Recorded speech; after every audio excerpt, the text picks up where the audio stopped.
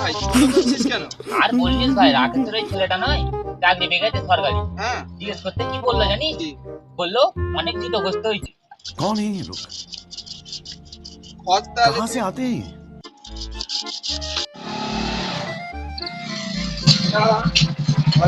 বলি তোর নাকি সরকারি চাকরি লেগে? হ্যাঁ, সরকারি চাকরি লেগে। বলি কি করে লাগলো?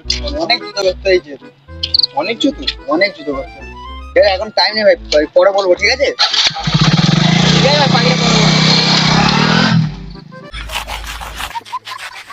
সে কোথায় গেল? তুই এখানে কি করতিস?